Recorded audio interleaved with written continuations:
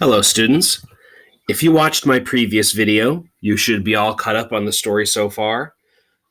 When Book 9, New Coasts and Poseidon's Son begins, Odysseus is talking to King Alcinous and is telling him the story of everything that he has experienced since leaving Troy after the end of the Trojan War to return home to Ithaca. Book 9, New Coasts and Poseidon's Son. What shall I say first? What shall I keep until the end? The gods have tried me in 1,000 ways. But first, my name. Let it be known to you, and if I pull away from pitiless death, friendship will bind us, though my land lies far. I am Laertes' son, Odysseus. Men hold me formidable for guile in peace and war. This fame has gone abroad to the sky's rim.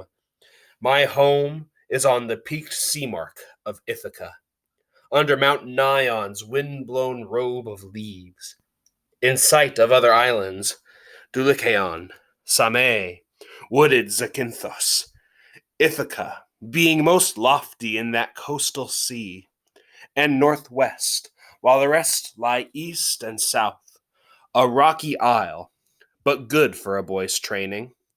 I shall not see on earth a place more dear, though I have long been detained by Calypso, loveliest among goddesses, who held me in her smooth caves to be her heart's delight, as Circe of Aea, the enchantress, desired me, and detained me in her hall. But in my heart I never gave consent. Where shall a man find sweetness to surpass his own home and his parents? In fair lands he shall not, though he find a house of gold.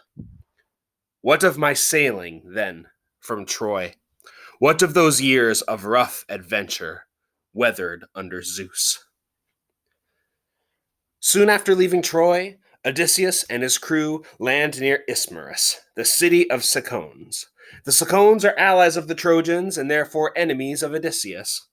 Odysseus and his crew raid the Cicones, robbing and killing people, until the Ciconian army kills 72 of Odysseus's men and drives the rest out to sea. Delayed by a storm for 2 days, Odysseus and his remaining companions continue their journey.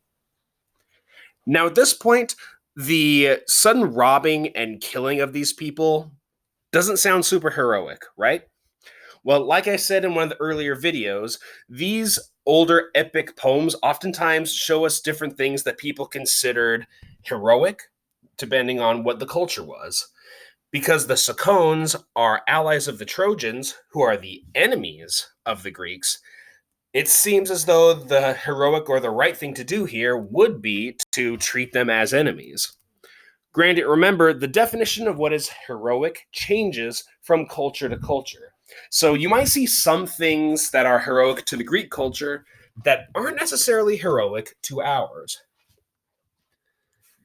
I might have made it safely home that time, but as I came round Malea, the current took me out to sea, and from the north a fresh gale drove me on, past Sairtha. 9 days I drifted on the teeming sea before dangerous high winds. Upon the 10th, we came to the coastline of the lotus eaters, who live upon that flower. We landed there to take on water. All ships' companies mustered alongside for the midday meal. Then I sent out 2 picked men and a runner to learn what race of men that land sustained. They fell in soon enough with lotus eaters, who showed no will to do us harm, only offering the sweet lotus to our friends. But those who ate this honeyed plant, the lotus, never cared to report nor to return. They longed to stay forever, browsing on that native bloom, forgetful of their homeland. I drove them, all 3 wailing, to the ships, tied them down under their rowing benches, called the rest, all hands aboard, come, clear the bench, and no one taste the lotus, or you lose your hope of home. filing into their places by the rowlocks, my oarsmen dipped their long oars in the surf, and we moved on again on our seafaring. In the next land we found were cyclopses, giants, louts, without a law to bless them, in ignorance, leaving the fruitage of the earth a mystery to the immortal gods. They neither plow nor sow by hand, nor till the ground, though grain, wild wheat, and barley grows untended, and wine grapes in clusters ripen in heaven's rain. Cyclops have no muster and no meeting, nor consultation of old tribal ways, but each one dwells in his own mountain cave, dealing out rough justice to his wife and children, indifferent to what the others do. Across the bay from the land of the Cyclops is a lush, deserted island. Odysseus and his crew land on the island in a dense fog and spend days of feasting on wine and wild goats and observing the mainland where the Cyclopses live. On the third day, Odysseus and his company of men set out to learn if the Cyclopses are friends or foes. When the young dawn with fingertips rose came in the east, I called my men together and made a speech to them. Old shipmates, friends, the rest of you stand by. I'll make the crossing in my own ship with my own company and find out that the mainland natives are, for they may be wild savages and lawless, or hospitable and God-fearing men. At this I went abroad, and gave the word to cast off by the stern. My oarsmen followed, filing into their benches by the rowlocks, and all in line dipped oars in the grey sea.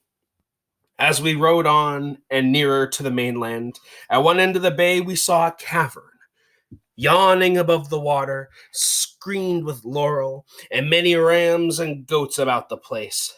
Inside a sheepfold, made from slabs of stone, earth fast between tall trunks of pine and rugged, towering oak trees.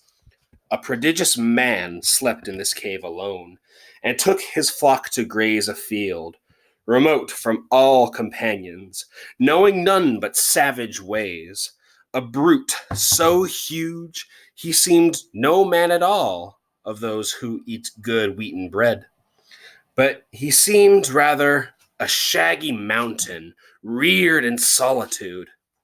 We beached there, and I told the crew to stand by and keep watch over the ship. As for myself, I took my 12 best fighters and went ahead.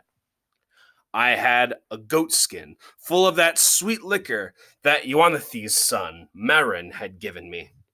He kept Apollo's holy grove at Ismarus. For kindness we showed him there, and showed his wife and child. He gave me 7 shining golden talents, which are coins, perfectly formed, a solid silver wine bowl, and then this liquor. 12 two-handled jars of brandy, pure and fiery. Not a slave in Marin's household knew this drink. Only he, his wife, and the storeroom mistress knew. And they would put 1 cupful, ruby-colored, honey-smooth, in 20 more of water, but still the sweet scent hovered like a fume over the wine bowl. No man turned away when cups of this came round. So, just to make sure that's clear to everyone, in older stories of Greek mythology, oftentimes certain people who had proven themselves worthy of the god's love would be given certain gifts to showcase this. In this case, Marin, the soldier that Odysseus worked with, had been blessed by Apollo and gave him an orchard of extremely wonderful grapes that would be turned into an extremely powerful wine. As it says so right here at line 109 to 110, they're basically saying that they would take 1 cup of the wine and distill it in 20 jugs of water, and still it would be an incredibly potent liquor. Trust me, that's going to be important later on in this chapter. A wineskin full I brought along, and victuals in the bag, for in my bones I knew some towering brute would be upon us soon. All outward power, a man, a wild man, ignorant of civility. We climbed then briskly to the cave, but Cyclops had gone afield to pasture his fat sheep. So we looked round at everything inside. A drawing rack that sagged with cheeses, pens crowded with lambs and kids, each in its class, firstlings apart from middlings, and the dewdrops or newborn lambkins penned apart from both. And vessels full of whey were brimming there, bowls of earthenware, and pails for milking. My men came pressing round me, pleading, "Why not take these cheeses, get them stowed, come back, throw open the pens, and make a run for it? We'll drive the kids and lambs aboard. We say, put out again on good salt water." Ah, how sound that was. Yet I refused. I wished to see the caveman, what he had to offer. No pretty sight, it turned out, for my friends. We lit a fire, burnt an offering, and took some cheese to eat, then sat in silence around the embers, waiting. When he came, he had a load of dry boughs on his shoulder to stoke his fire at supper time. He dumped it with a great crash into that hollow cave, and we all scattered fast to the far wall. Then, over the broad cavern floor, he ushered the ewes he meant to milk. He left his rams and he-goats in the yard outside and swung high overhead a slab of solid rock to close the cave.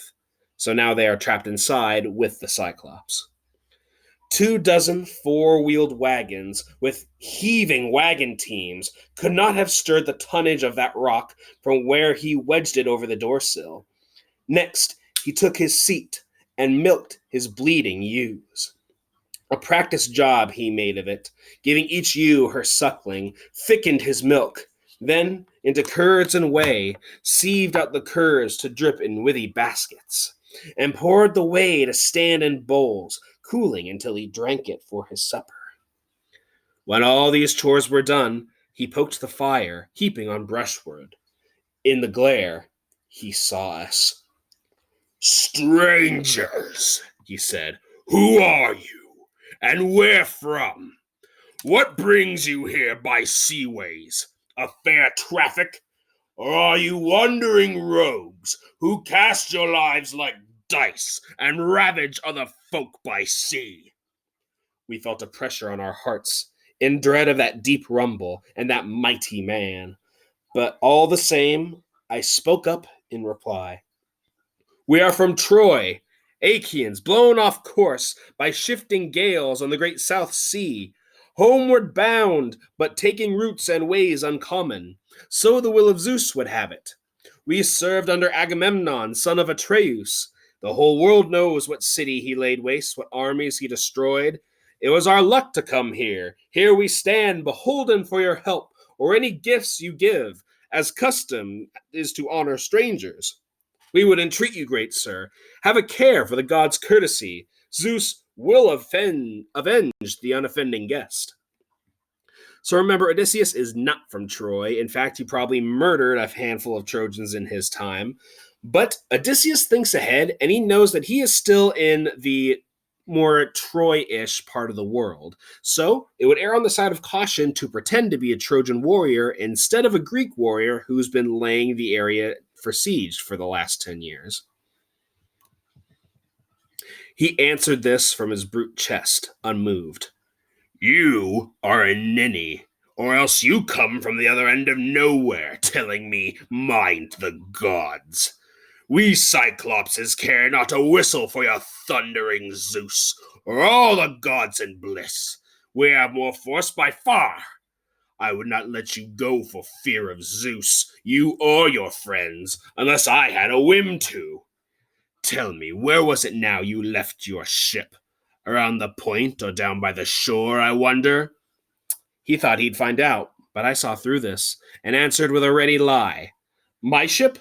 Poseidon Lord, who sets the earth a-tremble, broke it on the rocks at your land's end. A wind from seaward served him, drove us there. We are survivors, these good men and I. Neither reply nor pity came from him, but in one stride he clutched at my companions and caught two in his hand like squirming puppies to beat their brains out, spattering the floor. Then he dismembered them and made his meal, gaping and crunching like a mountain lion. Everything, innards, flesh, and marrow bones. We cried aloud, lifting our hands to Zeus, powerless, looking on at this, appalled. But Cyclops went on, filling up his belly with man flesh and great gulps of whey, then lay down like a mast among his sheep. My heart beat high now at the chance of action, and drawing the sharp sword from my hip, I went along his flank to stab him where the midriff holds the liver. I had touched the spot when sudden fear stayed me. If I killed him, we perished there for sure, for we could never move his ponderous doorway slab aside. So we were left to groan and wait for morning. With a young dawn, with fingertips of rose lit up the world, the Cyclops built a fire and milked his handsome ewes, all in due order, putting the sucklings to the mothers. Then, his chores being all dispatched, he caught another brace of men to make his breakfast, and whisked away his great door slab to let his sheep go through. But he, behind, reset the stone as one would cap a quiver. There was a din of whistling as the Cyclops rounded his flock to higher ground, then stillness. And now I pondered how to hurt him worst, if but Athena granted what I prayed for. Here are the means I thought I would serve my turn. A club or staff lay there along the fold, an olive tree, felled green and left a season for Cyclops's hand.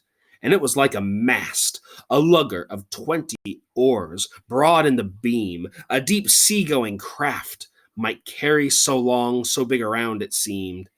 Now I chopped out a 6-foot section of this pole and set it down before my men, who scraped it. And when they had it smooth, I hewed again to make a stake with a pointed end. I held this in the fire's heart and turned it, toughening it, then hid it well back in the cavern under one of the dung piles in profusion there. Now came the time to toss for it. Who ventured along with me? Whose hand could bear to thrust and grind that spike into Cyclops's eye, when mild sleep had mastered it? As luck would have it, the men I would have chosen won the toss. 4 strong men, and I made 5 as captain. So right now their plan is to take this massive spear that they carved out of a tree in the cave. They turned it into a spear, and when Cyclops is asleep, they're going to stab it right into his eye. Now, that's probably not going to solve the door problem, but it's just one step of the plan they have so far. At evening came the shepherd with his flock, his woolly flock. The ram as well this time entered the cave. By some sheep-herding whim, or a god's bidding, none were left outside. He hefted his great boulder into place, and sat him down to milk the bleeding ewes in proper order, put the lambs to suck, and swiftly ran through all his evening chores. Then he caught 2 more men and feasted on them. My moment was at hand, and I went forward, holding an ivy bowl of my dark drink, looking up, saying, "Cyclops, try some wine. Here's liquor to wash down your scraps of men. Taste it, and see the kind of drink we carried under our planks. I meant it for an offering if you would help us home. But you are mad, unbearable, a bloody monster. After this, will any other traveler come to see you?" He seized and drained the bowl, and it went down so fiery and smooth he called for more. "Give me another, thank you kindly. Tell me, how are you called? I'll make a gift will please you. Even Cyclopses know the wine grapes grow out of grassland and loam in heaven's rain. But here's a bit of nectar and ambrosia." 3 bowls I brought him, and he poured them down. I saw the fuddle and flush come over him, and I sang out in cordial tones, "Cyclops, you ask my honorable name? Remember the gift you promised me, and I shall tell you. My name is Nobody. Mother, father, and friends, everyone calls me Nobody. And he said, Nobody's my meat then, and after I eat his friends, others come first. That's a noble gift now. Even as he spoke, he reeled and tumbled backward, his great head lolling to one side, and sleep took him like any creature. Drunk, hiccuping, he dribbled streams of liquor and bits of men. Now, by the gods, I drove my big handspike deep in the embers, charring it again, and cheered my men along with battle talk to keep their courage up. No quitting now. The pike of olive, green though it had been, reddened and glowed as if about to catch. I drew it from the coals, and my four fellows gave me a hand, lugging it near the cyclops, as more than natural force nerved them. Straight forward they sprinted, lifted it, and rammed it deep in his crater eye, and I leaned on it, turning it as a shipwright turns a drill in planking, having men below to swing the two-handled strap that spins it in the groove. So with our brand, we bored that great eye socket while blood ran out around the red-hot bar. Eyelid and lash were seared, the piercing ball hissed, broiling, and the roots popped. In a smithy, one sees a white-hot axe head or an adze plunged and wrung in a cold tub, screeching steam, the way they make soft iron hale and hard. Just so that the eyeball hissed around the spike. The Cyclops bellowed, and the rock roared round him, and we fell back in fear. Clawing his face, he tugged the bloody spike out of his eye, threw it away, and his wild hands went groping. Then he set up a howl for Cyclopses who lived in caves on windy peaks nearby. Some heard him, and they came by divers ways to clump around outside and call, What ails you, Polyphemus? Why do you cry so sore in the starry night? You will not let us sleep. Sure no man's driving off your flock? No man has tricked you, ruined you? Out of the cave, the mammoth Polyphemus roars in answer, Nobody! Nobody's tricked me! Nobody's ruined me! To this rough shout, they made a sage reply. Well, if nobody has played you foul there in your lonely bed, we are no use in pain given by great Zeus. Let it be your father, Poseidon Lord, to whom you pray. So saying, they trailed away, and I was filled with laughter to see how like a charm the name deceived him. So here we see it's a pretty good thing that Odysseus lied to Polyphemus and did not tell him his real name, because now we learn that Polyphemus the Cyclops is the son of Poseidon, the god of the sea. So if Odysseus had told him who he was, then chances are he wouldn't have lived long enough to plan this out.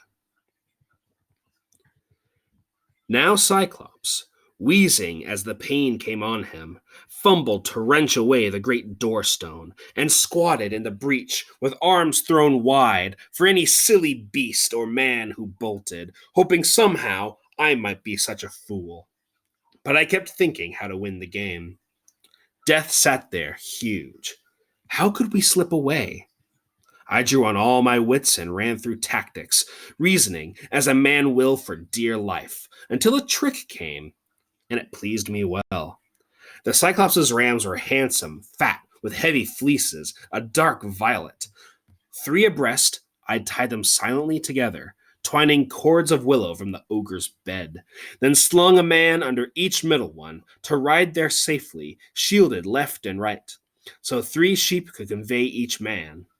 I took the wooliest ram, the choicest of the flock, and hung myself under his kinky belly, pulled up tight, with fingers twisted deep in sheepskin ringlets for an iron grip. So, breathing hard, we waited until morning. When dawn spread out her fingertips of rose, the rams began to stir, moving for pasture. The peals of bleating echoed around the pens, where dams with udders full called for a milking. Blinded and sick with pain from his head wound, the master stroked each ram, then let it pass. But my men, riding on the pectoral fleece, the giant's blind hands blundering, never found. Last of them all, my ram, the leader, came, weighted by wool and me with my meditations. The Cyclops patted him, and then he said, "Sweet cousin Ram, why lag behind the rest in the night cave? You never linger so, but graze before them all and go afar to crop sweet grass, and take your stately way leading along the streams until at evening you run to be the first in the fold. Why now so far behind? Can you be grieving over your master's eye? That carrion rogue and his accursed companions burnt it out when he had conquered all my wits with wine. Nobody will not get out alive, I swear. Oh, had you brain and voice to tell where he may be now, dodging all my fury? Bashed by this hand and bashed on the rock wall, his brains would strew the floor, and I should have rest when the outraged nobody worked upon me." He sent us into the open then. Close by, I dropped and rolled clear of the ram's belly, going this way and that to untie the men. With many glances back, we rounded up his fat, stiff-legged sheep to take aboard, and drove them down to where the good ships lay. We saw, as we came near, our fellows' faces shining. Then we saw them turn to grief, tallying those who had not fled from death. I hushed them, jerking head and eyebrows up, and in a low voice told them, "Load this herd, move fast, and put the ship's head toward the breakers." They all pitched in loading, then embarked and struck their shores out into the sea. Far out, as far offshore as shouted words would carry, I sent a few back to the adversary. "O Cyclops, would you feast on my companions? Puny am I, in a caveman's hands. How do you like the beating that we gave you, you damned cannibal? Eater of guests under your roof, Zeus and the gods have paid you." The blind thing, in his doubled fury, broke a hilltop in his hands and heaved it after us. Ahead of our black prow it struck and sank, whelmed in a spuming geyser, a giant wave that washed the ship stern foremost back to shore. I got the longest boat hook out and stood fending us off, with furious nods to all to put their backs into a racing stroke. Row, row, or perish. So the long oars bent, kicking the foam sternward, making head until we drew away, and twice as far. Now when I cupped my hands, I heard the crew in low voices shouting, "God's sake, Captain, why bait the beast again? Let him alone! That tidal wave he made on the first throw all but beached us, all but stove us in. Give him our bearing with your trumpeting, he'll get the range and lob a boulder. Aye, he'll smash our timbers and our heads together." I would not heed them in my glorying spirit, but let my anger flare and yelled, "Cyclops! If ever mortal man inquire how you were put to shame and blinded, tell them Odysseus, raider of cities, took your eye, Laertes' son, whose home is on Ithaca." At this, he gave a mighty sob and rumbled, "Now comes the weird upon me, spoken of old. A wizard, grand and wondrous, lived here, Telemus, a son of Eurymus. Great length of days he had in wizardry among the Cyclopses, and these things he foretold for time to come. My great eye lost, and at Odysseus' hands. Always I had in some mind some giant, armed in giant force, would come against me here. But you, small, pitiful, and twiggy, you put me down with wine, you blinded me. Come back, Odysseus, and I'll treat you well, praying the god of earthquake to befriend you. His son I am, for he but his avowal fathered me. And if he will, he may heal me of this black wound, he and no other of all the happy gods of mortal men." Few words I shouted in reply to him. "If I could take your life, I would, and take your time away and hurl you down to hell. The god of earthquake could not heal you there." At this, he stretched his hands out in his darkness toward the sky of stars and prayed to Poseidon. "Oh, hear me, Lord Blue Girdler of all the islands. If I am thine indeed, and thou art father, grant that Odysseus, raider of cities, never sees his home. Laertes' son, I mean, who keeps his hall on Ithaca. Should destiny intend that he shall see his roof again among his family and his fatherland, far be that day, and dark the years between. Let him lose all companions and return under strange sail to bitter days at home. So, not only does Odysseus have to contend with Poseidon not wanting him to return home, now Poseidon's son knows who he is.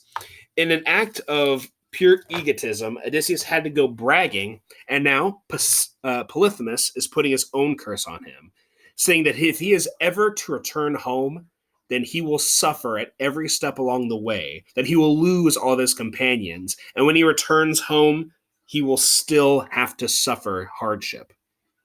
So Odysseus' story has just begun, but already he's not setting himself up to be in a good place. In these words he prayed, and the god heard him. Now he laid hands upon a bigger stone and wheeled around, titanic for the cast, to let it fly in the black prowed vessel's track. But it fell short, just aft the steering oar, and whelming seas rose giant above the stone to bear us onward toward the island. There, as we ran in, we saw the squadron waiting, the trim ships drawn up side by side, and all our troubled friends who waited, looking seaward.